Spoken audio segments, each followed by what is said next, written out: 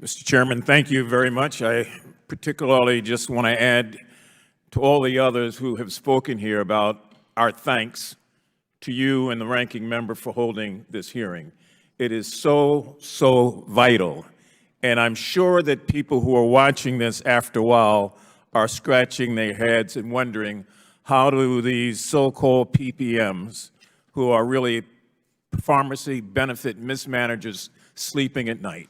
This is a damn shame. That's the only way that I can describe it. This is a damn shame that Americans have to be ripped off in this manner and for it to continue over and over and over again. Dr. Atkins, I was particularly moved by your testimony about your patients in Georgia. It's heart-wrenching. And your bottom line was that drugs don't work if people can't afford them. And there's so many people that can't afford them. Household spending on health care has increased in the past 3 decades, increasingly with detrimental impacts, as we all know, on our nation's seniors, on people with disabilities, on other patients who are treated by Medicare. And we are at a crossroads right now, I think, in this nation, which is why there is this demonstration of bipartisan support, but also bipartisan anger at what is, for lack of a better term, a real ripoff. People are dying while companies are profiting. In my own state, the Maryland Prescription Drug Price Affordability Board documented more than 1,200 prescription drugs with prices that outpaced the rate of inflation throughout just last year alone. That translates into real people facing real crises. Case in point, Kyle, whose last name will remain anonymous for this hearing, his wife is from Baltimore City. She has lupus, as well as a degenerative disc disease, and is currently on multiple medications. The cost of her prescriptions amount to $1,200 every 3 months, and her doctor's visit adds another $1,000 to that. Kyle is retired. He had to return to work because he had no other choice to try to find a way to qualify for benefits to support his wife's medical expenses, but most of all, to keep his wife alive.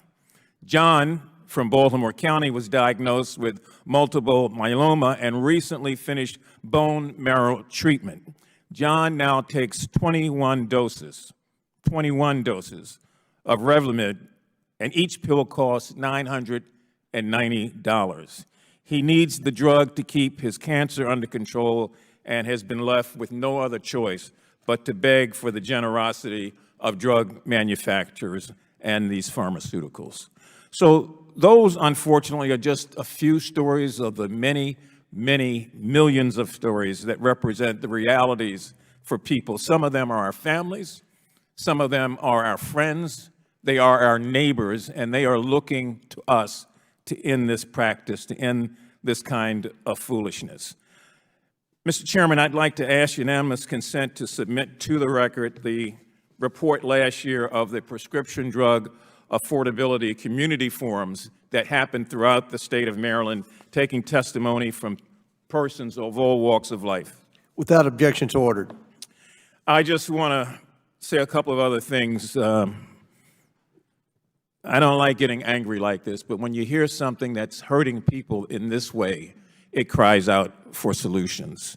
I don't like the fail first policy and practice, which is absolutely ridiculous. I don't like the fact that the preferred drug offered up is oftentimes the most expensive drug.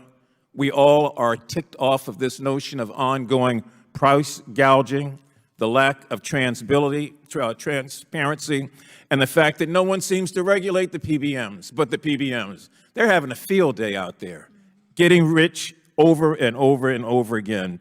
They're practicing medicine without a license, ladies and gentlemen.